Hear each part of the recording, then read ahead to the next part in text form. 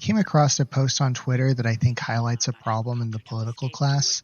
Last year, I critiqued the leftist YouTuber Dima the Show for his fundamental misunderstanding of political realities.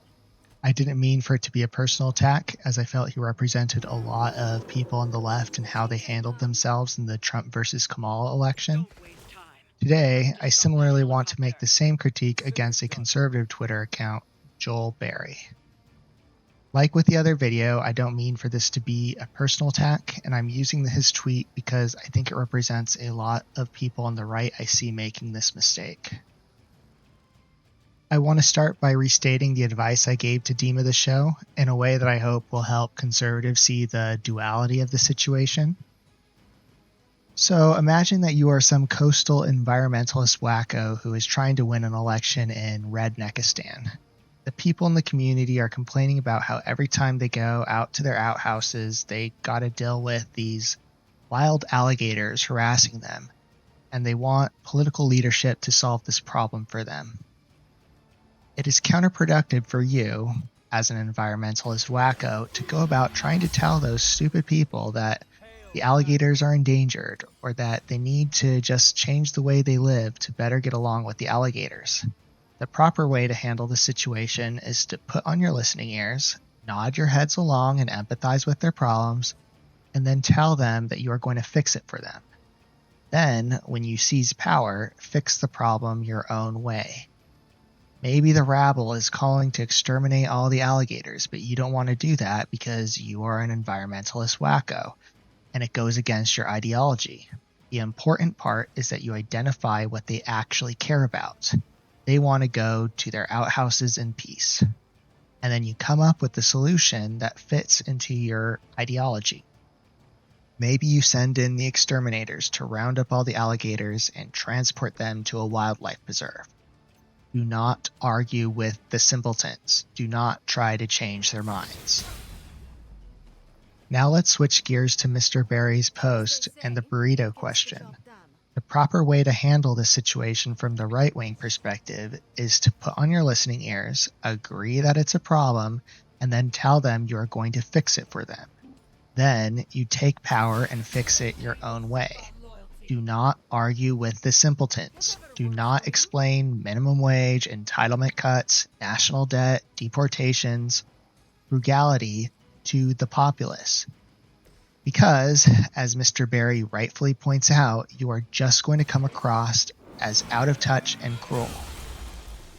I find it so ironic that boomer cons believe that the rabble will inevitably reject their political message, but they still can't help themselves from riling everybody up on Twitter and political media anyways.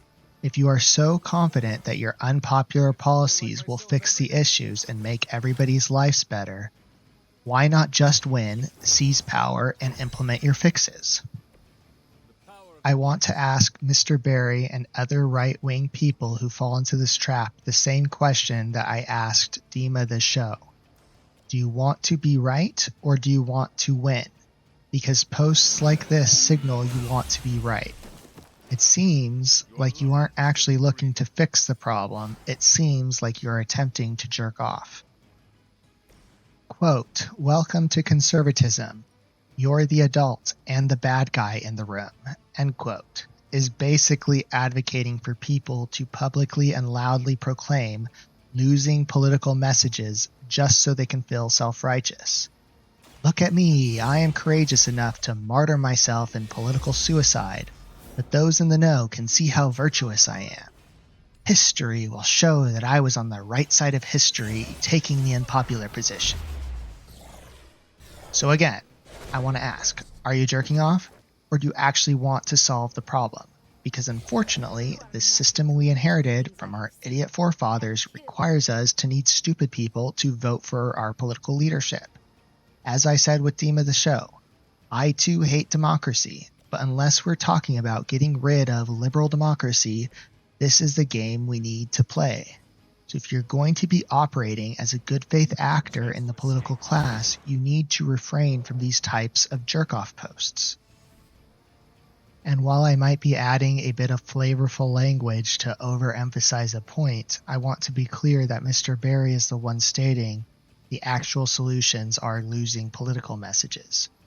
And in his defense, I think if most conservatives looked honestly about how they see their fellow citizens handling recent political events like COVID, deportations, and war, most of them would agree with Mr. Barry that the general populace doesn't have the capability of handling complex things very well, no matter where they stand on those issues. Finally, I want to re-emphasize my statement that this isn't meant as a call-out on Mr. Barry specifically. Even though he is a former cryon eater, I do respect him as a fellow serviceman, so I want to make sure I differentiate him from the non-human entity as I see following this particular pattern, like, I don't know, Cat Turd or Crenshaw or Ramaswamy.